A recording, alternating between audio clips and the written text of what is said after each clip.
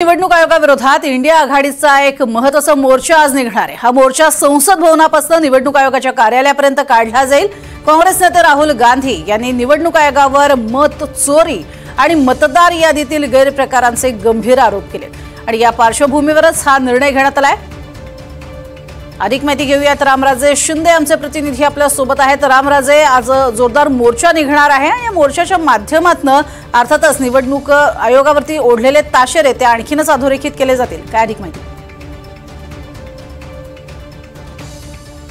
बिलकुल, आणि या संदर्भामध्ये स्थगन प्रस्ताव सुद्धा दाखल करण्यात आलेले आहेत, परंतु ते स्वीकारले जात आहेत का ते सुद्धा पाहावं लागणार आहे।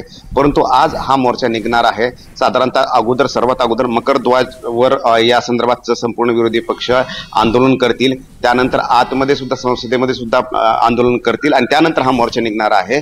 आणि इलेक्शन कमिशन साधारणतः 500 मीटर अंतरावर आहे, 500 मीटर ते 1 किलोमीटरच्या दरम्यानच आहे। आपल्या सोबत आहेत आता खासदार बळवंत वानखेडेजी। विरोधकांचं म्हणजे की तुम्ही जे आंदोलन करणार आजचं स्वरूप कसं असणार आहे? आज आम्ही आता सर्वप्रथम सभागृहात जाणार आहोत। पायऱ्यावर आमचं आंदोलन राहील, पायऱ्यावर आंदोलन नंतर सभागृहात आंदोलन राहील।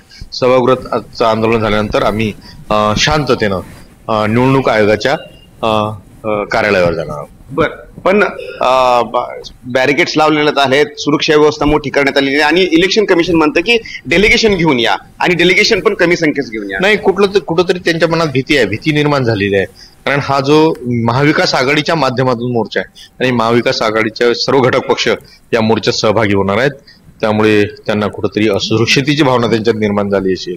त्यांना माहित आहे की आपण खोटं आहोत आणि खोटं असल्यानंतर आपण यांना उत्तर देऊ शकत नाही, म्हणून काही लोकांनाच ते बोलवून त्यांच्यासोबत चर्चा करण्याचं त्यांचं धोरण असेल कदाचित। परंतु अमित शहांचं किंवा सरकारचं म्हणणं आहे की इलेक्शन कमिशनच्या संदर्भामध्ये तक्रार आहे, मग संसदेमध्ये चर्चा का? त्या संदर्भामध्ये इलेक्शन कमिशनकडे जावं, इलेक्शन कमिशन तुमचं उत्तर देणार, संसदेमध्ये चर्चेची का मागणी केली? कारण इलेक्शन कमिशन ही स्वायत्त संस्था आहे। नाही, स्वायत्त संस्था आहे, परंतु आज तुम्ही पाहत असाल तर स्वायत्त संस्था एकीकडे स्वायत्त संस्था म्हणतात, एकीकडे निवडणूक आयोग भाजपच्या पटीक आहे। कारण भाजपच्या मताप्रमाणेच आम्हाला असं वाटते की भाजपच्या मताप्रमाणे निवडणूक आयोग ते, याचं कारण असं की आरोप आमचे भाजपवर आणि उत्तर हे देतात का निवडणूक आयोग उत्तर देत नाही, म्हणून आमचं म्हणणं आहे की सभागृहात त्याची चर्चा झाली पाहिजे आणि म्हणूनच सभागृहामध्ये चर्चा करावी असं बळवंत वानखेडेचं म्हणणं आहे, काँग्रेसचं म्हणणं आहे आणि विरोधी पक्षांचं पण म्हणणं आहे। यामध्ये अनेक महत्वाचे नेते मोठे नेते पण या मार्चमध्ये सहभागी होत आहेत असं कळतंय।